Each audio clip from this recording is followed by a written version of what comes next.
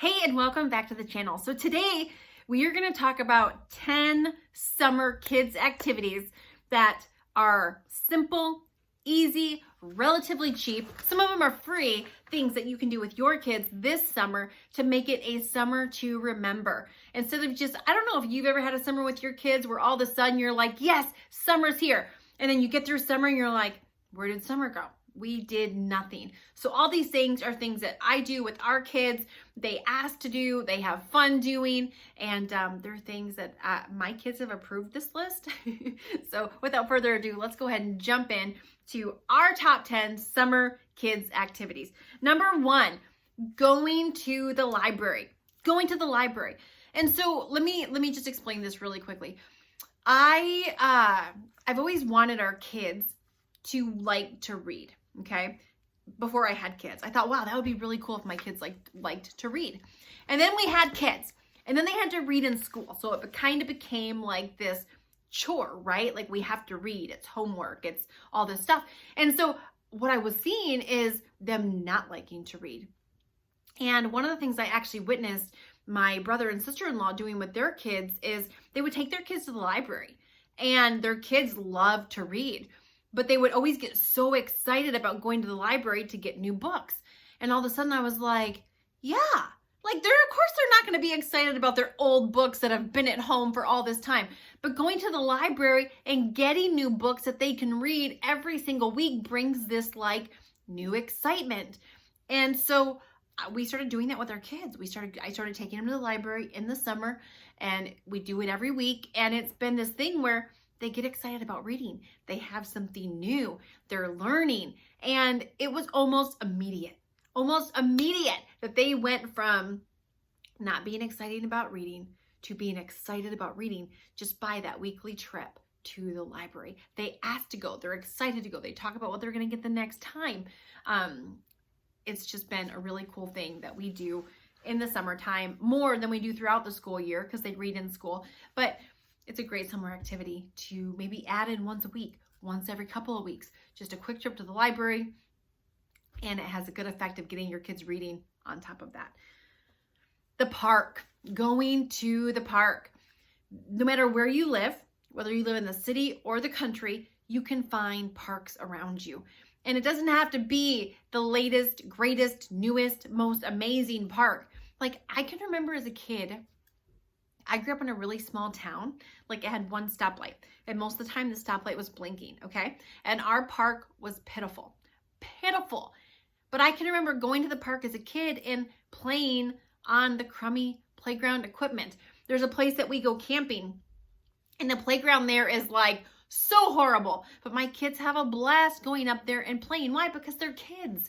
And when you're kids, you don't need it to be great to make a memory. And so set a time on the calendar, whether you're going to go to the park once a month, once a week, depending on your schedule, and set a date. Mark it on the calendar so that you know what's on there, and then the kids can actually start getting excited about going. They know that every Wednesday we're going to go to the park. The other day, our family, we took up a blanket and we actually had a picnic at the park. We had a picnic, my husband and I and the kids, and then when we were done, the kids went and played, and we just had like a really good time. It was hot. We are here in Georgia. So if you go to the park, typically after 6 is a little better than 4 o'clock. But anyway, all right, rainbow looms. Okay, y'all, if you have a little girl or a little boy, so we have a 7-year-old and an 8-year-old, and our 7-year-old girl, her grandmother got her a rainbow loom kit just because. And my husband and I came home from a trip, and our daughter was like a rainbow looming machine. So when I went on Amazon, and I'll link down below in the comments the kit that we have. If you're like, what is a rainbow loom?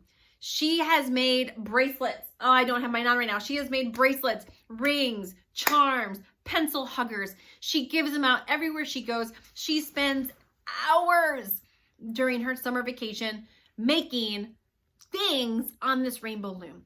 It's cheap. It makes her have to work on it. She'll bring up a YouTube tutorial on how to make these rainbow looms, and then she'll make stuff. And you know, she definitely loves to do it more than our son does, but even our son, he started making some, we bought him some boy colors of the rainbow looms and making gifts for people, making really cool stuff. And it's so much better than them just sitting around on the tablet every day. And it's something that she can take with her in the car. She has like a little travel kit she takes. Takes it to the doctor's office, and she'll just sit there like she's crocheting, but she's doing her little rainbow looms. And so rainbow looms are a great thing for if you have kids around that age, 6 to 10, to be able to do. Flashcards. Flashcards. So towards the end of their school year, I started noticing that they knew their multiplication tables, but they weren't like, quick at them. They weren't like speed. They weren't like lightning. And so we bought some flashcards and we turn it into a game. So my husband will compete against them. Me and my husband will compete against each other. They'll compete against each other. And we've turned flashcards into this fun thing that our kids actually ask to do. I know some of y'all just went, wait, Carmen, you said fun summer activities, and then you said flashcards. It's gonna be what you make it. If you go in there and you're like, all right, guys, we got to do these flashcards. But if you come in and you're like, hey, it's flashcard time, and you're making it fun and you're making some competitions around it, then they will have fun. If you're having fun with it, they will have fun with it at the end of the day. And I know that my kids will always have these memories of our flashcard summers. All right. Sidewalk chalk. Sidewalk chalk. Whether you go outside, so let's just say you have them lay on the ground, you trace their body, and then they get to put their clothes on themselves, put their hair, their eyes, hopscotch, tic-tac-toe. Sidewalk chalk is a really great way to get them outside, get them using their imagination. You can do it with them, or you can just send them out. Listen, as a parent, we don't always have to be entertaining our kids. Like sometimes it's just okay if they go entertain themselves. But sidewalk chalk is a really cheap, inexpensive way for them to go out and be creative outside. Number 6, go swimming. Go take a dip in the lake, in a pool, in the ocean. If you're lucky enough to live by the ocean and you can just go down there and swim whenever you want, go swimming. Go to the lake, go to the pool, get your swim things on, and go build some sand castles. Go swimming. Go to the water park. We have season passes to the Six Flags amusement park, and then the Six Flags water park. And in the summertime, like, we will go once a week, if not once every 2 weeks, to the water park. Like, we go, or first thing in the morning, we get there when they open, which is like 10:30. We stay for 4 hours till 2:30, and then we come home, and they freaking love it. They love it, and mom gets a good tan. Number 7, bike riding. Go on bike rides. Even if you go up to the park, and that's what you do at the park, is bike riding. So bike riding, or, the scooters, the Razor scooters. My kids both have one. I have one. And it's just taking them up there. So last night we went on a walk around the park. And while I was walking, pushing our little one in her little Mini Cooper ride-along thing, they were on their scooters, scooting around on the sidewalks. And again, it's a good way to get them outside, get them active, and get them away from the technology. Okay? All right. Number 8, weekly movie nights. Weekly movie nights. I know, I just said get them away from technology. And then my next one is weekly movie nights. I know. Technology is not all bad. Everything's in balance. Everything is in balance. And so weekly movie nights. And for our family, we do this on Saturday nights. Saturday nights is family dinner night. And after dinner, we watch something together. In the summertime, we have a big 70-inch screen TV out on our porch. We'll go out there with our sound thing. We have a popcorn maker we'll pop. And we will spend quality time together watching movies outside on the front porch. And when we first put a TV on our porch, on our covered porch, it was like, I don't know, are we really going to use this? But I can't imagine not having it. It's such a fun environment. We have one of those popcorn poppers on the porch, like you put the kernels in and the oil and it spins it and then it pops out like at the theater. And we just have such a blast. and we call it our home theater, on our outdoor home theater. But weekly movie nights, if you don't have that, I don't care if you have an old crappy TV with a DVD player. I don't think anyone's got VHSs anymore. And you don't have to have a nice TV. You just sitting down, spending quality time together, snuggling, setting an appointment, and being intentional about your time. Number 9, go to a farmer's market. Go to a farmer's market. Farmer's markets always have stuff for the kids. You're going to have local grown produce. You're going to have fresh jams, fresh breads that are made. Sometimes they'll have face painting for the kids. They'll have music going. And sometimes we go to the farmer's market and we just walk around and we don't buy nothing. And other times we come home with some fresh produce, or, you know, if the kids go with if they go with their grandmother, they come home with their face painted. Because then they get grandma privileges. But my point is, it's something you're doing together. It's something you're doing together. And maybe you're going and you're having them help pick out vegetables for the next week. A lot of parents have troubles getting their kids to eat vegetables. A key to that is have your kid help meal plan. Have them pick the vegetables. When your child picks the vegetables, they'll probably eat the vegetables because it was their decision. And last but not least is get outside. Hiking, fishing, or camping, or all 3 of them. So since our kids were little, we have went camping with them. And when I say camping, I mean in a tent, camping. No electricity, no running water at the campsite. It's a pad with a picnic table and a fire pit.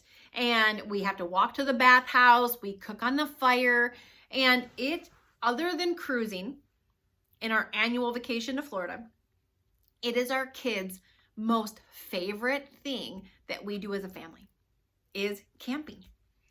Because it's unplugged time together. They don't have tablets. My kids don't have phones anyway, but there's no technology when we're camping. They just run around.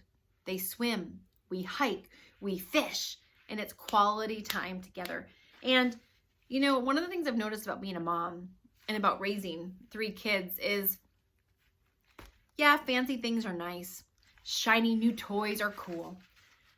But after a week or a month, my child has forgotten about the shiny new toy. But what they don't forget, and I don't know why I'm getting teared up, what they carry with them in here, inside of their heart, are the quality time that we've spent together. And at the end of the year, at the end of the day, we have 18 years with them.